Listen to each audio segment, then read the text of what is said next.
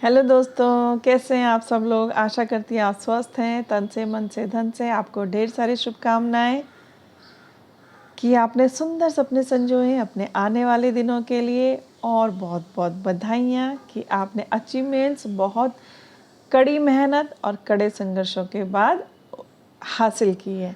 और ढेर सारा धन्यवाद कि आप अपने आप को, अपने थॉट्स को बहुत पॉजिटिवली लेते हैं। दोस्तों, एक बात आती है आध्यात्मिक क्लेश। क्लेश मतलब लड़ाई झगड़ा, लेकिन वो किस रूप में? आध्यात्मिक रूप में। जब वो हमारे सामने आता है तब क्या क्या होता है। आपने समझदारी बढ़ाई तो आपकी जिम्मेदारी आई।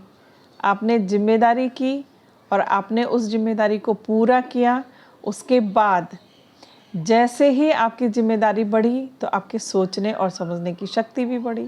सोचने और समझने की शक्ति बढ़ी यानी कि आपने निर्णय लेने शुरू कर दिए।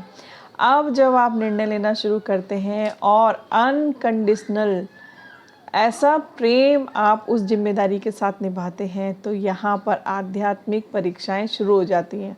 और जैसे ही ये आध्यात्मिक परीक्षाएं शुरू होती है, आपके मन में क्लेश होने लगता है। अब वो क्लेश कैसे हो सकता है?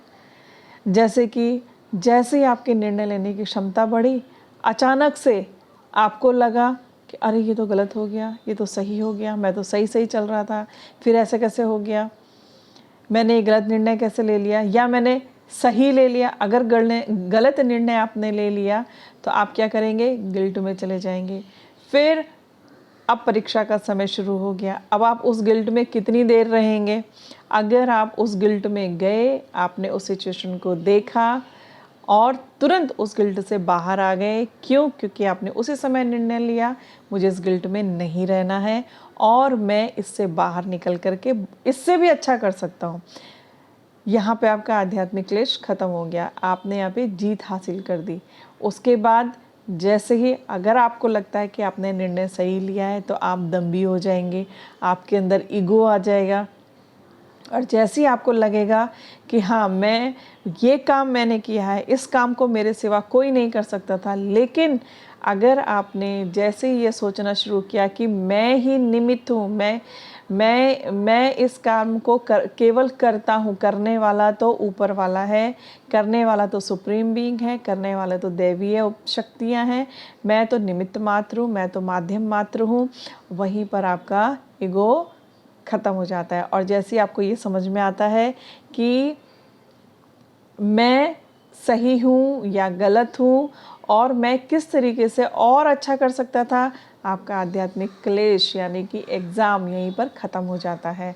उसके बाद धीरे धीरे हर समय अपने आप को जांचना, हर समय अपने आप को परखना, हर समय ये देखना कि मैं कितने पानी में हूँ, मैं कितने बाहर आ सकता हूँ। तो उसी समय जब आपको ऐसा लगता है कि अब तो हम संतुष्ट हो गए, अब तो हम कुछ नहीं करेंगे, अब तो हमने अपने जीवन का सारा कार्य कर दिया, बस उसी समय सुप्रीम बीइंग आपके कर्मास उसी समय एग्ज़ाम लेने के लिए सबके सब निरीक्षक के तौर पर, एग्ज़ामिनर के तौर पर आपके सामने खड़े हो जाएंगे।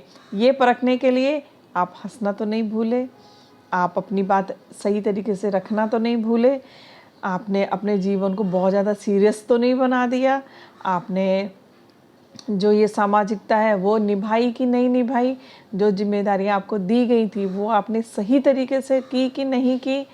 और सबसे बड़ी बात कि इस पूरी प्रक्रिया में आपने अपने आप को स्वस्थ रखा या नहीं रखा। इस पूरी प्रक्रिया में आप कितनी बार हंसे और कितनी बार रोए।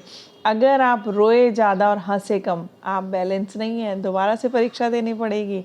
सपोज़ आप बहुत ज़्यादा हंसे लेकिन उस हंसी में किसी को दुख नहीं है, और आप जब खुद हंसे तो आपने सबको भी हंसाया और ज़्यादा टाइम हंसे, तो इट मीन्स आप बैलेंस हैं और आप एक आध्यात्मिक क्लेश से बाहर आकर के आपने अपनी जिम्मेदारियों को पूरा किया है।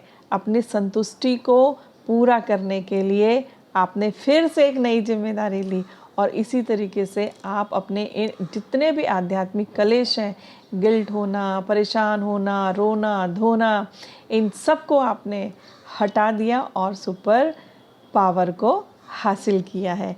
सुपर पावर क्या होती है कि अपने जीवन का ड्राइवर खुद बनना, अपनी हंसी की जिम्मेदारी लेना, अपने आप को स्वस्थ रखने की जिम्मेदारी लेना, है ना। तो ये बीच बीच में जो भी एग्ज़ाम्स आपके होंगे ये क्लेश के रूप में आते हैं, लेकिन इस क्लेश से कैसे पार करना है उसके लिए आपको कंप्लीट सरेंडर करना है। और जब आप कंप्लीट सरेंडर कर देते हैं तो आपके अंदर इंटेलिजेंस तो आती है, लेकिन वो डिवाइन इंटेलिजेंस होती है।